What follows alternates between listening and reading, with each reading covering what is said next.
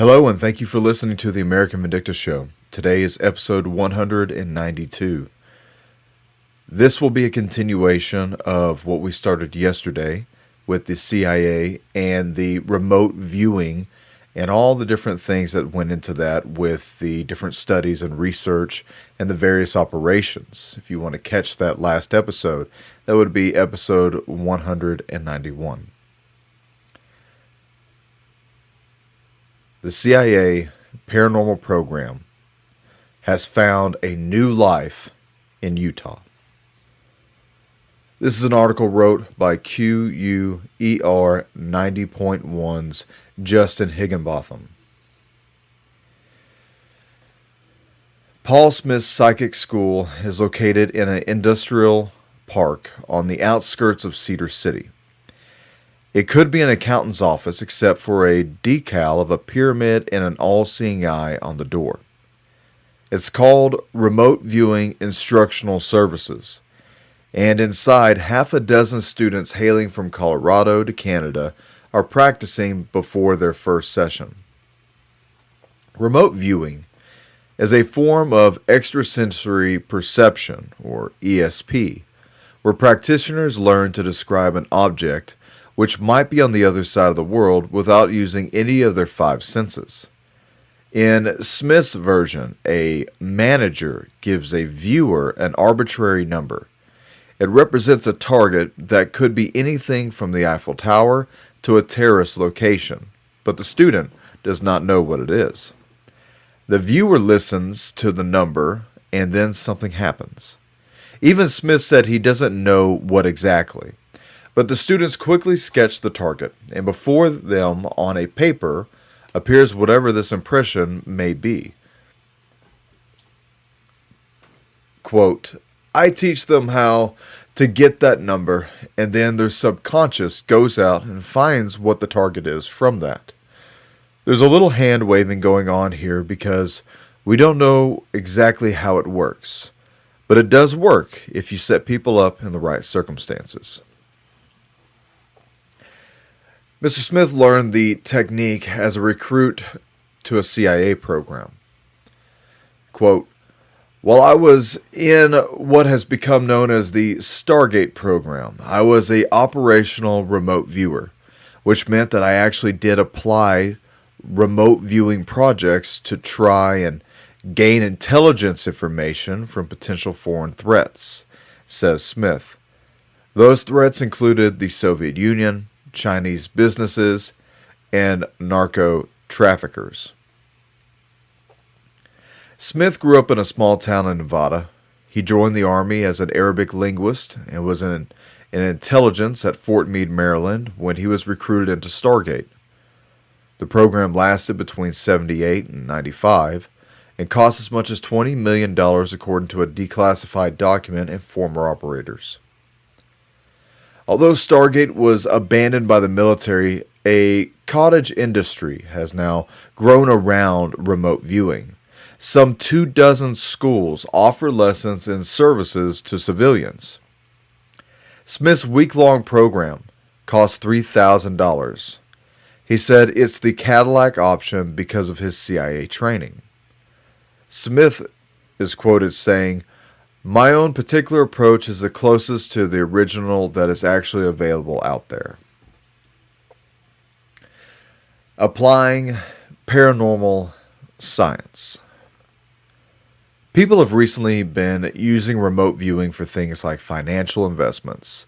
There's even an app called Remote Viewing Tournament that crowdsources psychic talent to play the market. On-call viewers are now getting hired for everything from business research to archaeological explorations. Tanya Gunnarsson, a healthcare worker from California, signed up for Smith's class to help families find their loved ones. Ms. Gunnarsson said, I've had some training with maybe discovering why somebody is deceased and the story behind it. When there's an investigation going on, it can be very useful. But for some students, the appeal isn't just the practical applications. Geoffrey Perlot traveled to Smith's classroom from Canada. Joffrey says, "It shows me our potential as human beings, beyond our physical self and beyond our physical surroundings. You can help people. You can better yourself. And anything that illustrates and illuminates our human potential is something that really strikes a chord with me." Joseph Baker is a sociologist at East Tennessee State University, where he studies religions, politics, and paranormal subcultures. He said, "Our scientific era can leave a void for some, which explains students' attraction to remote viewing." Mr. Baker said that science is useful, but the idea that it's going to take over things that have previously been the province of religion or the paranormal, it can't fully go all the way there. He said that mainstream science can't always explain bizarre experiences, and the more science tries, the more some pushback comes. Mr. Baker is quoted saying, "People may be alienated about the cold, empirical nature of it all and think, well, that can't explain how I saw my dead relative come to me." After all the paranormal research for explanations and its meaning, it isn't new. Religion doesn't have this stigma at all, says Baker. It's a cultural distinction between one being normative and one being considered deviant. Paul Smith thinks a major lure for his students is self-actualization, the possibility that humans aren't just meat machines, as he quotes. He thinks we are capable of much more. The students definitely leave here with a much broader understanding of what human nature is about and what it consists of. The fact that remote viewing is still in use shows that there are people searching for answers, even without the CIA's heavy backing. Here's another article that was wrote by James Clark of Task and Purpose. It's being carried by the BusinessInsider.com. And it is stated, 5 true stories about the military's bizarre research into paranormal activities.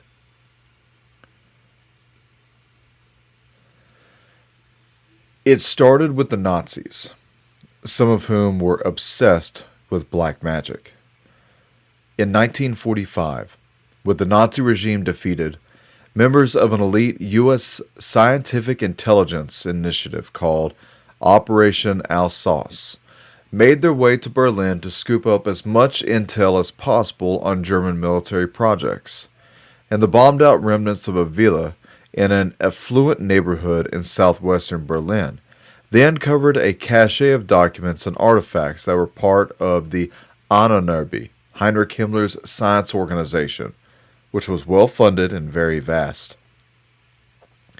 It even had an entire branch devoted to the survey of the so-called occult sciences, says Annie Jacobson, author of the book Phenomena, The Secret History of the United States Government's Investigations into Extrasensory Perception and Psychokinesis. The high-ranking Nazi leader Heinrich Himmler was obsessed with the occult. On Himmler's orders, SS officers raided Germany's occupied territories for artifacts that were related to magic, even ransacking museums in Poland, Ukraine, and the Crimea for mystical text. Nazi scientists at the Ahnenerbe scoured the globe for items like the Holy Grail and the Lance of Destiny, the spear that was thought to have killed Christ. Quote, "In that organization there was ESP, psychokinesis, map dowsing, an element of what you could say was the supernatural or the paranormal," Annie Jacobson says.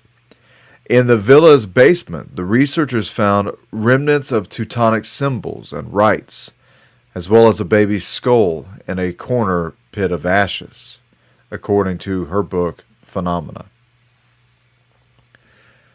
Annie Jacobson goes on to say, We later learned that the Soviets had captured an equal probe of information on this same subject, and when we learned that they were working in this area, you could say that this is the origin story of the psychic arms race. The Cold War arms race spilled over into psychic research. The United States' foray into the psychic research took off in the 1950s when it set about countering Soviet mind control, thought to be a legitimate concern at the time, and it was based, at least partially, off of Nazi research uncovered by the Ahnenerbe. Both the United States and the Soviet Union relied on the caches of Nazi research that was recovered, some of which detailed experiments conducted at concentration camps, where Nazi scientists pushed human physiology to the extremes and monitored their results, Jacobson writes in Phenomena. Now the CIA and the KGB would conduct similar experiments, each side arguing that the other side's program required countermeasures to defend them against. This fear of the Soviet mind control was reinforced by videos of American prisoners of war reciting communist propaganda, says Annie Jacobson. Quote, "We look back and say now, that's ridiculous. You can't brainwash somebody. But it certainly looked that way when you watch those old black and white images of those prisoners of war." Annie Jacobson explains this, adding that the government's exploration into psychic phenomena began as a part of MK Ultra's program. The CIA-backed mind control program, MK Ultra, officially started in 1953, ran well into the 1960s, and involved dosing American citizens with biological and chemical agents like LSD or acid, often without the individual's knowledge. Ms. Jacobson goes on to say, while they were looking into mind research and how to input behavior, the MKUltra subproject 58 became significant, which is the program to use drugs, which they called psychopharmacology, to enhance psychic functioning in psychic people. It's a real jumping off point for understanding how and why this race against the Soviets began and why it's legitimate in many ways. Both the Soviet Union and the United States government pointed to the other's research into mind control, counter-mind control, and psychic phenomena in general as a justification for their own research. There were stories of Americans putting telepaths on nuclear submarines, of Soviet mind control rays, and a Russian psychic so powerful she could stop the heart of a frog with only her mind. With each new rumor, some based on actual experiments, others little more than disinformation campaigns, the psychic arms race started to gain speed. That time, a secretary with psychic powers found a downed Soviet bomber. The government's research into psychic phenomena often jumped back and forth between the Department of Defense and the CIA, with the program being shut down after inconclusive results, only to open up under a new name. In the 1970s, the remote viewing program was owned by the Defense Department. Remote viewing, which is essentially the idea that someone can visualize details of distant people and or objects through telekinesis. A small operation was run out of the Wright-Patterson Air Force Base in Ohio. Its chief employed a secretary, Miss Rosemary Smith, who believed that she had actually psychic powers. Quote, "It was a very small budgeted program because most people thought it was bananas." That's what Miss Jacobson says, that they changed in times of emergency, like in 1976 when the remote viewing team was given a whopper of a mission. Quote, A Soviet bomber had gone down in the jungles of Africa, and the CIA and military intelligence had used every intelligence collection means available to them, from satellite technology to signals intelligence to human intelligence, and they had absolutely nothing. With nothing to lose, the military contacted the remote viewing operation out of Wright-Patterson, and they put the secretary, Miss Rosemary Smith, on the job, and she was able to draw maps that pinpointed where this aircraft was within a few miles, says Annie Jacobson. The cable was then sent to the CIA, and they sent a paramilitary team out to the jungle and near the area where Rosemary Smith said that it would be. They saw a villager carrying a piece of aircraft out of the jungle, and that led them straight to the crash site. It was an earth-shattering event, says Annie Jacobson. Quote, a psychic was able to produce actionable intelligence that no one else could. Then there were the men who stared at goats, among other things. One Army unit, detailed in Annie Jacobson's book Phenomena, known as Detachment G, was established by top-ranking officers who were leery about the idea of bringing on psychics for research. So they stocked the program from within the Army's ranks. One of the unit's taskings was remote viewing, and in September 1979, the National Security Council called on Detachment G to use the remote viewing powers to investigate a Soviet naval base. While concentrating on a photo in a closed envelope, one of the unit's members described seeing a building on a shoreline, which smelled of gas and industrial products. Inside the building was a large coffin-like object, a weapon, with fins, kind of like a shark. A few months later, the CIA received satellite imagery showing that the Soviet Union had constructed a new ballistic missile submarine. Later made famous by its NATO designation, the Typhoon class, the hulking nuclear sub was known in the USSR as the Akula, which is Russian for shark.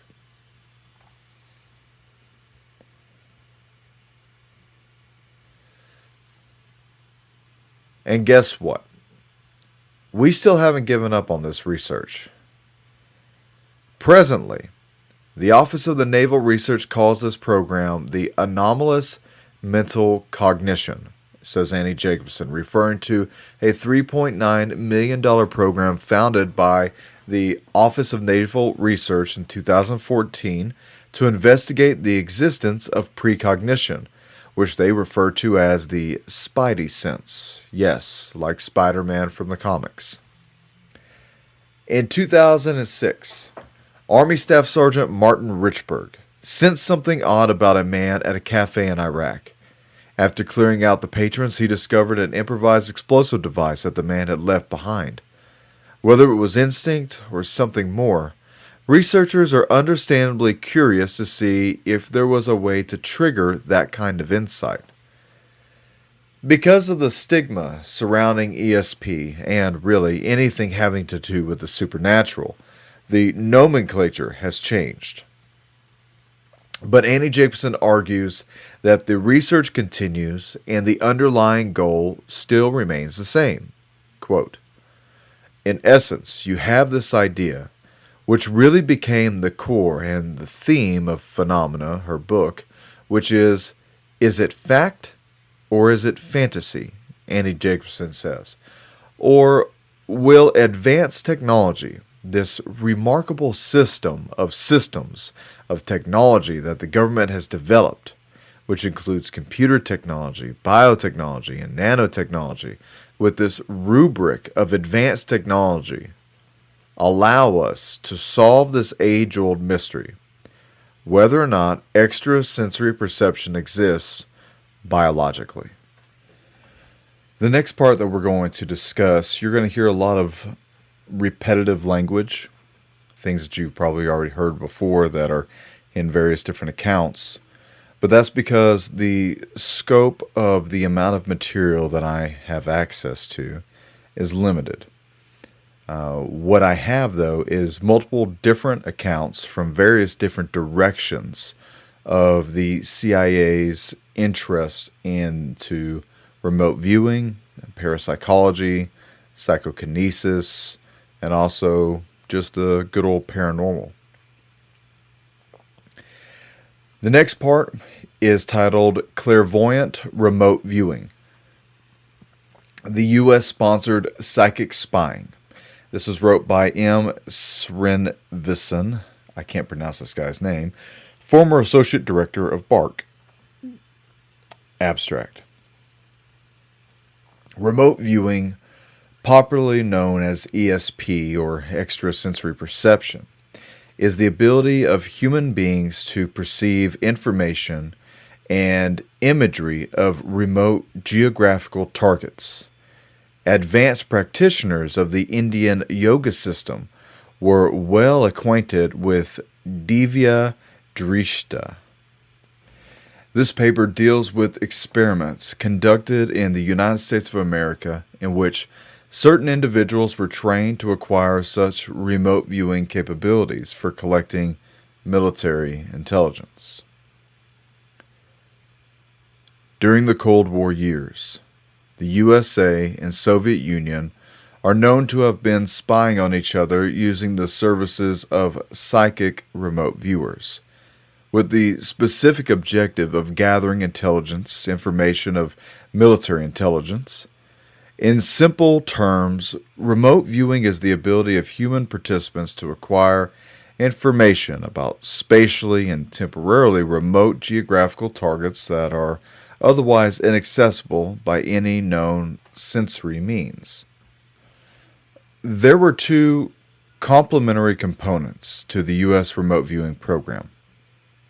A, the research program on anomalous cognition, or sometimes called AC, directed initially by physicists Hal Puthoff and Russell Targ at the laboratories of the Stanford Research International, SRI, at Menlo Park, California, which was shifted in 1988 to Science Applications International Corporations, SIAC, under the direction of Edwin May.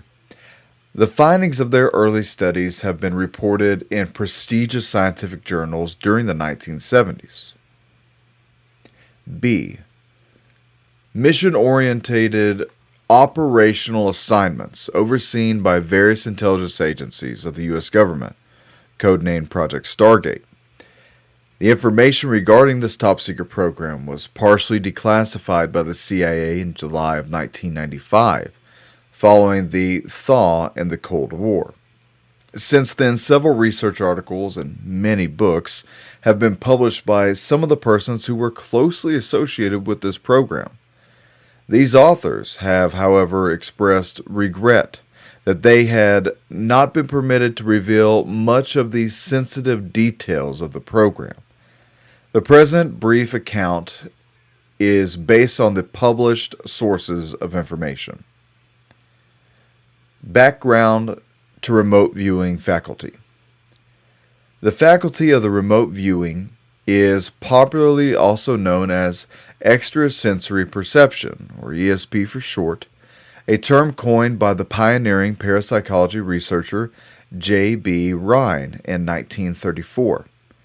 Students of Indian yogic lore, like the yogis, are however well acquainted with this.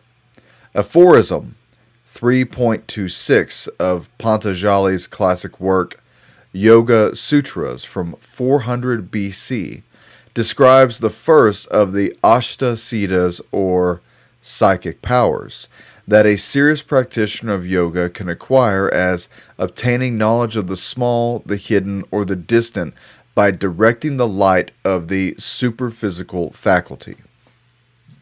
Russell Targ has commented that the techniques used by the U.S. viewers, remote viewers, were looking into the distance and the future. And while doing that, they are strikingly similar to the detailed instructions given in the Yoga Sutra. Most ancient civilizations appear to have been acquainted with the knowledge of this particular faculty of the human mind.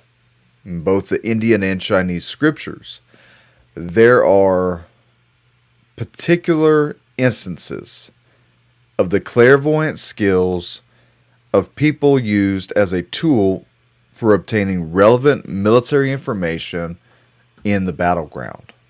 It is known that the U.S. government's authorities started paying serious attention to investigating the possible applicability of remote viewing techniques for military purposes only when a book titled Psychic Discoveries Behind the Iron Curtain, authored by Sheila Ostrander and Lynn Schroeder, was published in 1970.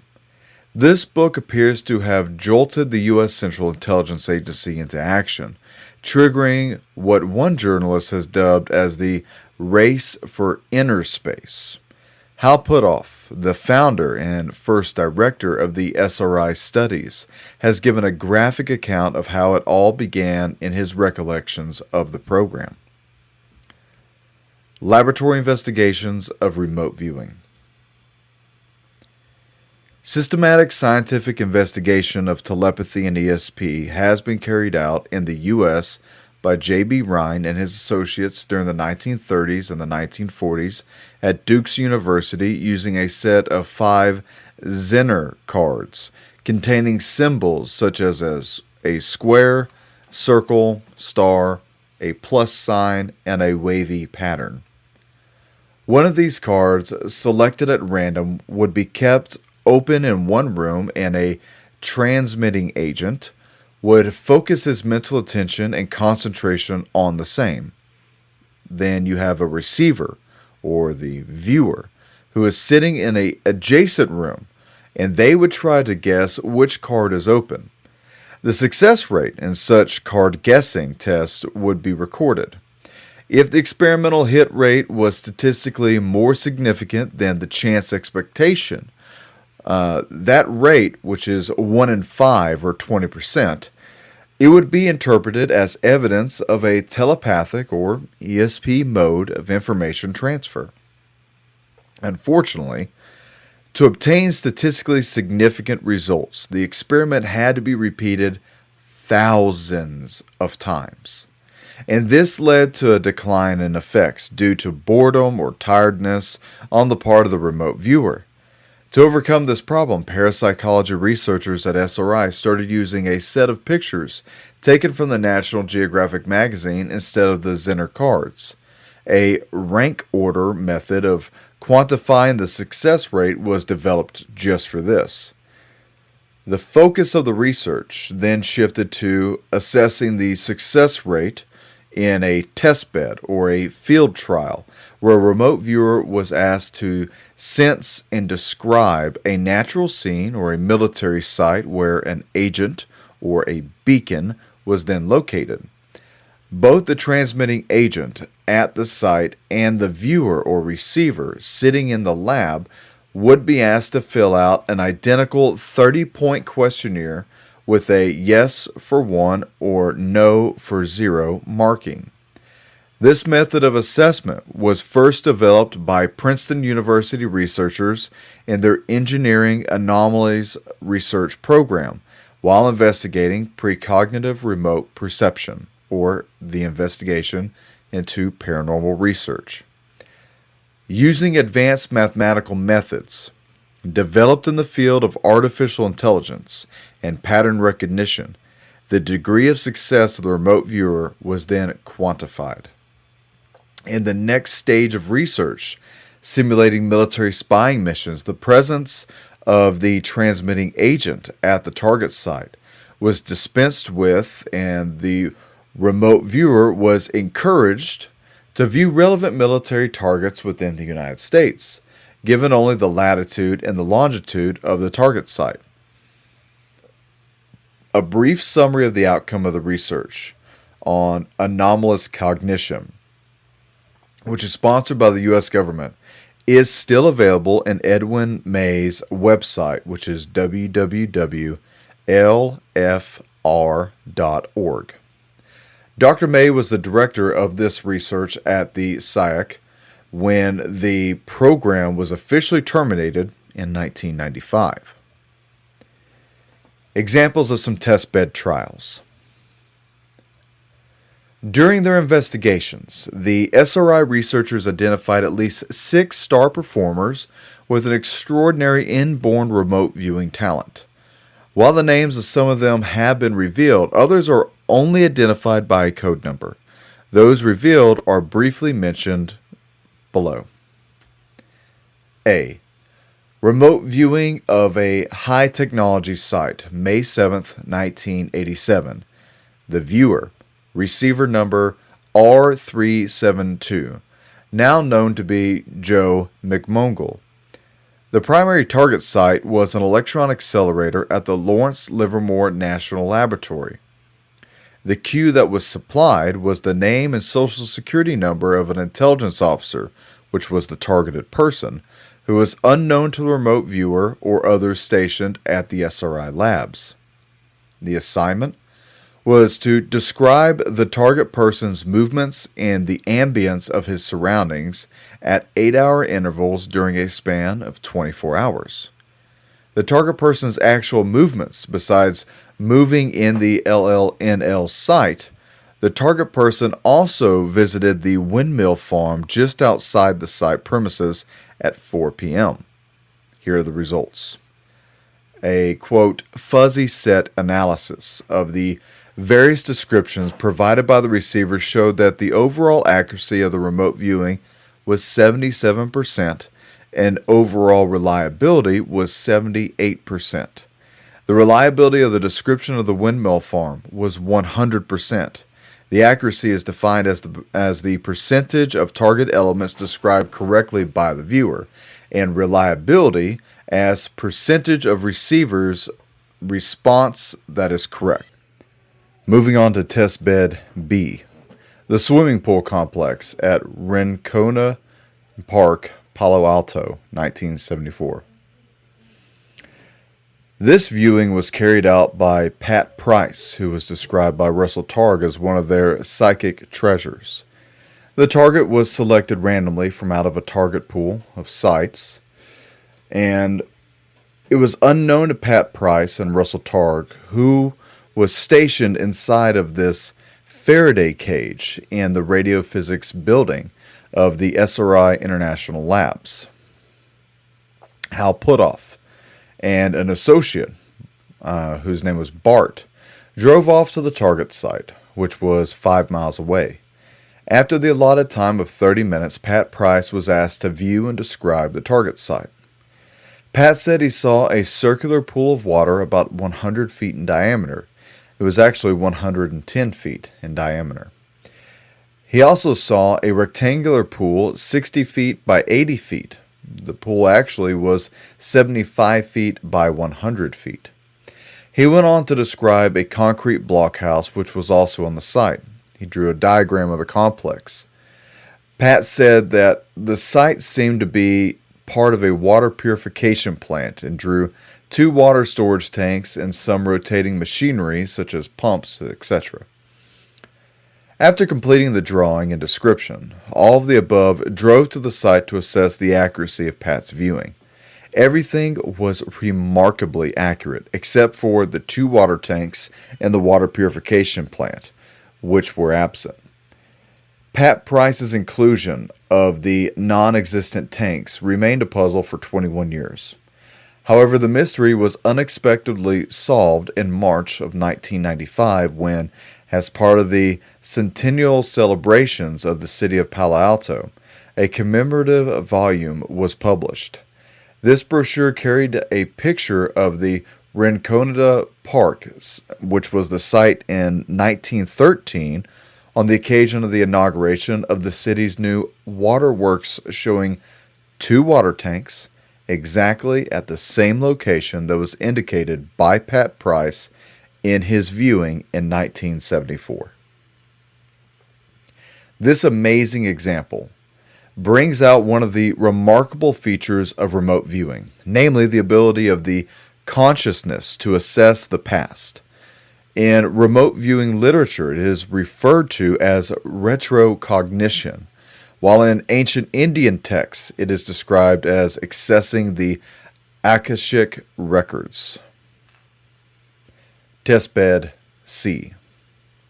Discovery of rings around the planet Jupiter. Ingo Swann, the famous psychic who was in fact responsible for getting Hal Puthoff and his colleagues at the SRI labs interested in investigating the boundary between the animate and the inanimate in 1972, suggested carrying out an experiment to remote view the planet Jupiter before the upcoming NASA Pioneer 10 flyby. Much to the chagrin of Ingo Swann and the SRI researchers, he found a ring around Jupiter and wondered if perhaps he had remote viewed the planet Saturn by mistake. But when the Pioneer 10 flew by, it actually confirmed the existence of rings around Jupiter. Interestingly, a Pune-based medical doctor by the name of Dr. P.V. Vartak has contacted this writer and sent a newspaper clipping describing his astral visits to the Moon, Mars, and Jupiter. Examples of operational assignments. The following are brief summaries of some very interesting operational assignments as reported in the declassified remote viewing literature. A. The radio listening post, Urals, 1974. A receiver volunteered to scan the Soviet Union for a radio listening post and claimed to have found one located at latitude 65 degrees 0 minutes 57 seconds north and longitude 59 degrees 59 minutes 59 seconds east. Note the astonishing precision in pinpointing the geographical coordinates. The receiver then described the detailed geographical features of the surrounding of the site as follows. Elevation, 6,200 feet. Scrubby brush. Tundra-type ground hummocks. Rocky outcroppings. Mountains with fairly steep slopes. Facing north for about 60 miles. Ground slopes to marshland. A mountain chain runs off to the right about 35 degrees east of north. Facing south, mountains run north and south. Facing west, mountains drop down to foothills for 60 miles or so, some rivers running roughly north. Facing east, mountains are rather abrupt, dropping to rolling hills and then to flat land. Area site underground, reinforced concrete, doorways of steel of the roll-up type. Unusually high ratio of women to men, at least at night. I see some helipads that are concrete. Light rail tracks run from pads to another set of rails that parallel the doors into the mountain. 30 miles north, 5 degrees west of north, of the site is a radar installation with one large 165-foot dish and 10 small fast-track dishes. The above report was verified by personnel in the sponsor organization as being substantially correct. Testbed B. Nuclear Research Center at Semipalatinsk in the former Soviet Union, July 1974. This was the CIA's very first operational viewing assignment. The viewer was Pat Price. Pat was asked to describe what was located at a suspected underground nuclear testing site in the former Soviet Union, known by the code name PNUTS. The CIA indicated that it was of great interest to them. They had in their possession a spy satellite photograph of the very site. The viewer was given only the geographical coordinates of the site in degrees, minutes, and seconds. This type of viewing has been referred to as coordinate remote viewing. Pat also told that the site was a research and development test facility. The government's representative decided that if the viewer described either the known multi-story crane or odd structures resembling the oil well derricks, then they would continue with the research. Pat's description of this remote site, in his own words, was, quote, "I am lying on my back on the roof of a 2 or 3-storied brick building. It's a sunny day. The sun feels good. There's this most amazing thing. There is a gigantic crane moving back and forth over my head. As I drift up in the air and look down, it seems to be riding on a track with one rail on each side of the building. I've never seen anything like that." This was the viewing assignment continued for a couple weeks, during which he drew pictures of the gigantic gantry crane and many other items at the site, such as a cluster of compressed gas cylinders, which were also visible in the satellite pictures. The gantry crane was moving on a 8 large-wheeled track, 2 on each of the 4 legs. This unique feature was confirmed by the satellite photos. The remarkable similarity of his drawing of the crane and the satellite photo can be seen in Ed May's website at www.lfr.org.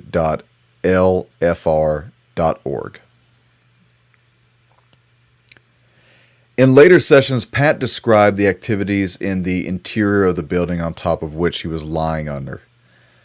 He explained that people were assembling a giant 60-foot diameter metal sphere using thick metal gores, like sections of an orange peel, but the workmen were having trouble welding it all together as the pieces were warping. They were therefore looking for a lower temperature welding material.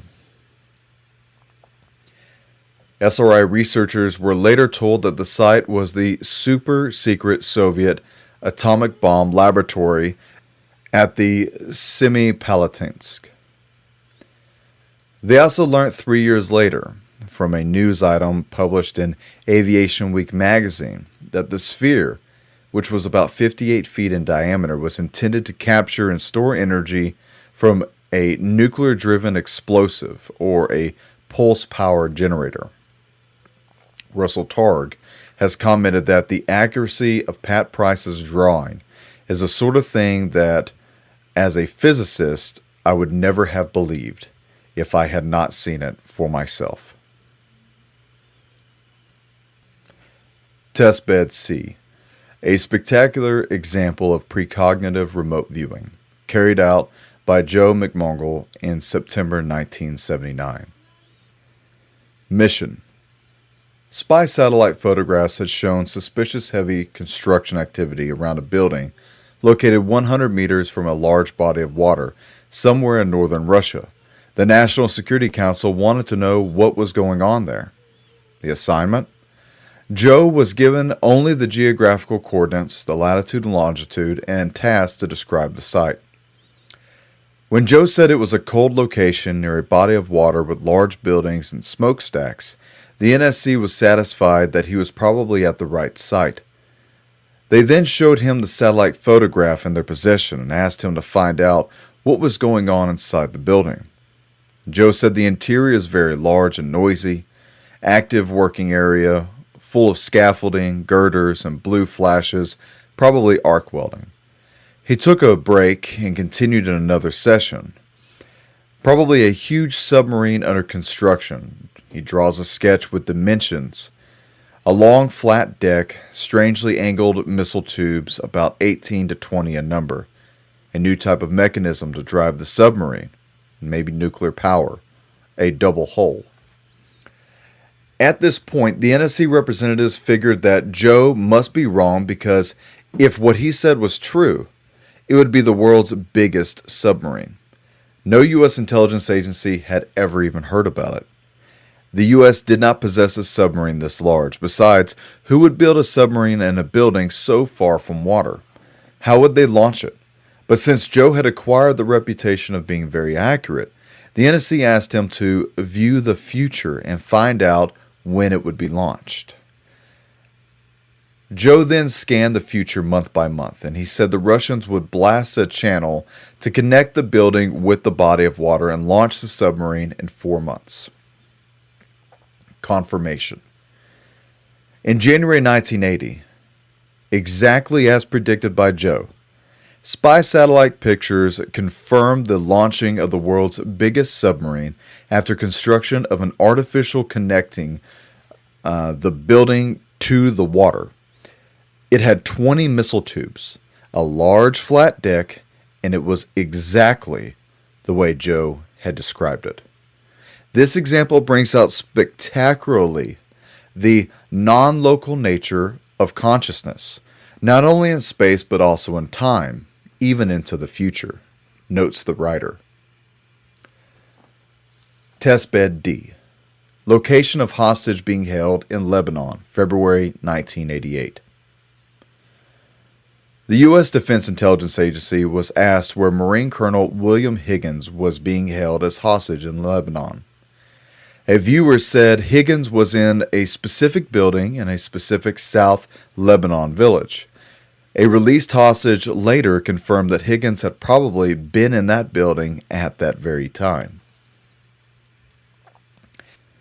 Another example of precognitive remote viewing in 1989, the Pentagon had asked a viewer about a possible Libyan response to the United States criticism of a chemical weapons factory at Rabta. The viewer's response was a ship named Patua or Patua would arrive in Tripoli to transport chemicals to an eastern Libyan port. Verification. A ship named Batoda, in fact, arrived in Tripoli and loaded undetermined amounts of cargo which was transported to an eastern Libyan port. Implications and conclusions. The intelligence community in the United States clearly seems to value remote viewing data whenever it is available, as a very useful additional input complementing information gathered through various other means and methods. For example, in the present war against terrorism, there is every reason to speculate that the agencies involved in tracking down Osama bin Laden must have sought the help of some other reputed remote viewers for whatever value it may have been. However, the more important implication of the findings of remote viewing research to humanity as a whole, perhaps, is that it serves to validate the age-old concept of many Eastern wisdom traditions that have always emphasized the non-local nature of human consciousness. Thus, it serves to provide some degree of scientific validity to various forms of spiritual and distant healing practices that were emphasized by Russell Targ himself in his 1997 book titled Miracles of the Mind. Another very important aspect emerging from remote viewing research is the question of precognition and its implications. It again seems to give a measure of scientific credence to various stunning but anecdotal stories of premonitions and remarkably successful predictions, such as that of Edgar Cayce. Princeton University's peer group and others have discussed these implications in great depth. Precognition touches some of the very fundamental philosophical questions regarding free will and causality. In view of the importance and implications of the subject of remote viewing to our understanding of consciousness, and considering that remote viewing had already been discussed in considerable depth in our ancient scriptures, it is high time that the subject be taken up for systematic evaluation at some reputed academic institutions here in India. In particular, it would be of great interest to verify if appropriate yoga and meditation or other training practices can help to train subjects in developing remote viewing as claimed by some yoga scholars in India. So this was a thrown together white paper compilation by Dr. M. I'm going to pronounce the guy's name wrong, but Srinivasan, who was formerly the associate director of the physics group of the Bahabda Atomic Research Center in Mumbai, India. He is an experimental physicist who specializes in fast breeder reactor physics and cold fusion. He's since retired, and he has been studying the anomalous phenomena not explained currently by science. His work and the subsequent articles that he was able to obtain from the U.S. government has now funded their research in India into remote viewing and the applications of remote viewing. So one of the things that I would ask you as the listener, what applications, if any, are there for psychic mediums and for those dowsing in the beliefs, customs of Eastern traditions and religions, such as are typically, let's just say, frowned upon within Western society and Christianity? You have to understand that other countries do not have these thresholds where they say it's too far, we can't go that far because God says don't do it.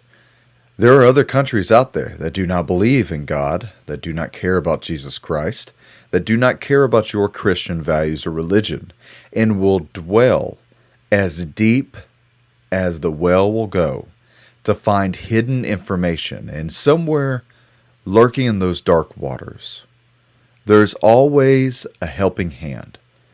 There's always an entity that is willing and waiting for you to come by and to ask questions of the mind, questions of the future, and is always willing to give it at a price.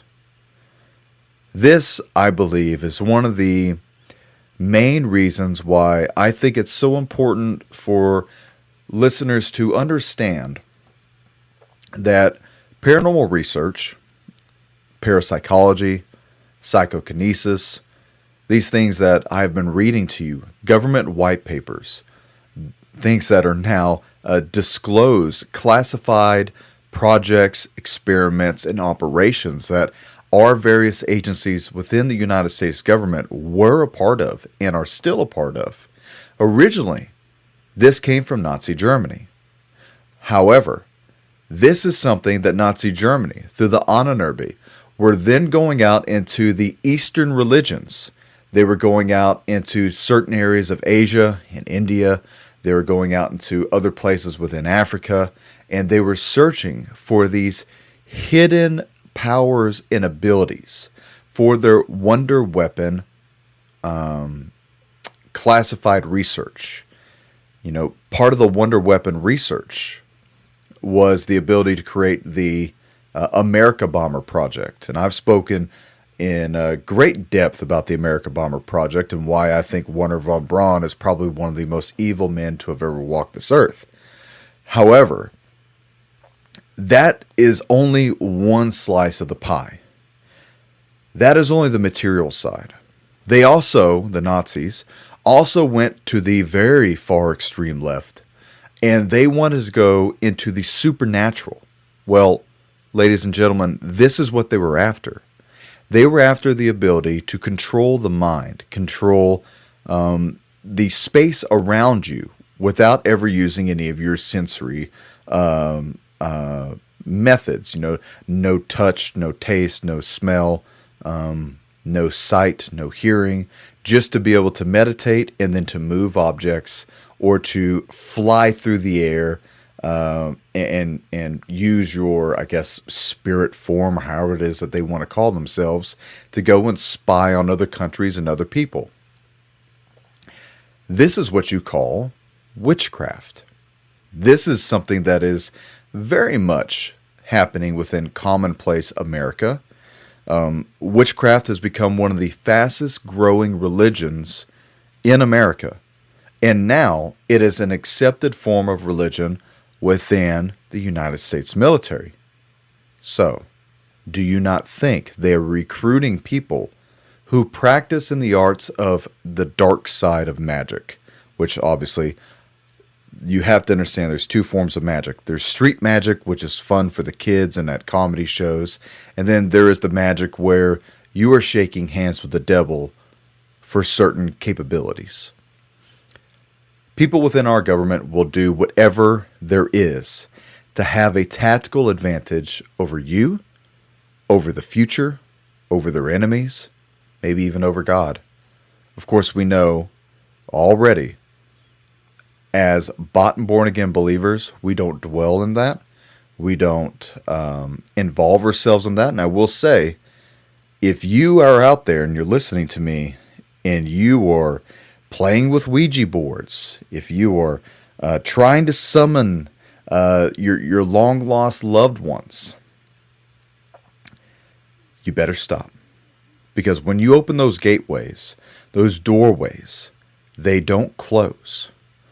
There are some things that we, I think, as humans should just not dabble in. But obviously, we as humans are going to dabble into everything possible, especially when we're told not to do it. I think that the research that the CIA and the Defense Intelligence did was very valid research. I'm a man of science, so I like to see whenever the application of a scientific method is actually being researched and conditioned, and then it's tested and even disproved to certain extents.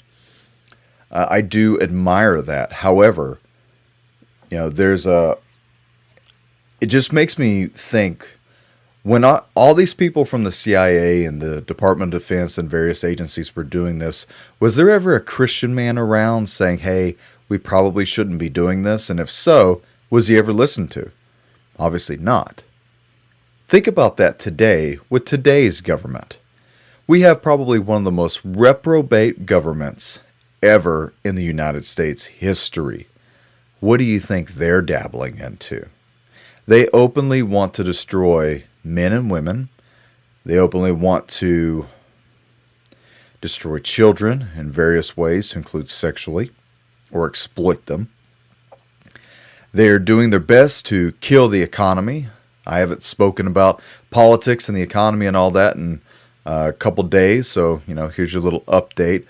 They're destroying the economy. Get ready for that. But with all this being said, very little of the application of the redeeming blood of Christ is being applied by our government, if not zero of it.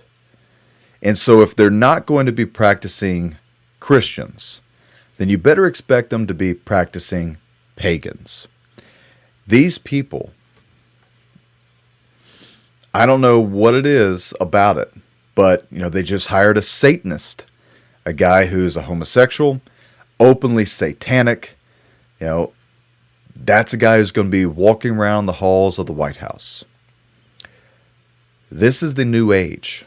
This is the age that we have been foretold was going to be coming, and all the many, many calamities that were going to be coming with it. But once again, as I always like to prove, history is always in the making. And if you go back in history and you do your actual research, you will find quite a bit of chicanery that the U.S. government has always been involved in. We are never above the ability to go to whatever extreme there is in order to get that tactical advantage, right? I know that a lot of people look at the sorcery and witchcraft and magic and all that type of stuff as make-believe fairy tale stuff. Well, it wasn't to the CIA. It wasn't to the Defense Intelligence Agency. It wasn't to the Naval Research Group. It wasn't to DARPA. It wasn't to the Army. So, and if our own enemies, the Russians at that point in time, were dabbling in the exact same thing, what the real question beckons within me is, just what in the hell were the Nazis into? Because after the capture of the Nazi scientists, post paperclip project. That is when the explosion into the esoteric and all these very strange projects and operations within the CIA and the rest of the agencies I've already mentioned started here in the United States. Also, our experimentation into rocketry that would send people to the moon or that would create the first intercontinental ballistic missile. All that happened because of the Nazis. And that was the technical side. But very, very little is really known about the occultic side. And I've gone into great detail into the occultic side. If you actually go back into some of the earlier episodes, I believe it's like in the 30s episodes, where I did a 8-part series over Nazi Germany. There is an entire series in there about the Nazi occultism. Now, once again, they are not the ones who created this. They just learned to harness whatever this power was. And they used it. That's how they were able to capitulate an entire nation of people to commit human atrocities to a scale that is an industrial scale of mass murder. We started an entire war over this. The entire World War II was carried out because of these people's delving into the occult, which led them into supremacy ideologies, their white supremacy ideologies.